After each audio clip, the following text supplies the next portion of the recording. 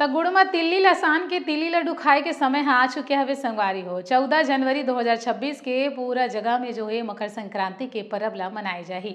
बड़ा ही हर्षोल्लास के संग में ये पर्व ला मनाए जाते संगवारी हो। और जिन तिल्ली के लड्डू खाए में जो मजा है ना वो कहीं और नहीं है। लेकिन ये दौरान आप मन ला सावधान करना भी जरूरी हावे संगवारी हो। तिल के लड्डू खा लू, मकर संक्रांति की पूजा पाठ ला कर लू, लेकिन जब बात पतंग उड़ाए के आही ना तो वहां पर आप मन ला सावधानी बरते के जरूरत हावे। काबर की पूरा छत्तीसगढ़ में चाइनीज मांजा हा बैन हवे। फिर भी जो है रायपुर के कतको ऐसे इलाका हवे जिहां पर नकली चाइनीज मन बेचे जावत हवे। ऐसने मांजा जेन हा कांच ले बने रहिथे संगवारी हो, और अगर ओकर चपेट में कोनो हा आगे तो ओकर मन के जान भी जा सकथे। खास करके संगवारी हो, अगर आप मन सड़क में चलतो तो सावधानी के संग में बरतो। काबर के कुछ बदमाश मन ऐसे होथे जेमन ला जतेक चेताबे ना ओमन हा ओतके अति करथे और बार बार जो है इसने चाइनीज मांजा मन ला खरीदथे और ओकर बाद में जो है दूसर दूसर के पतंग मन ला काटथे।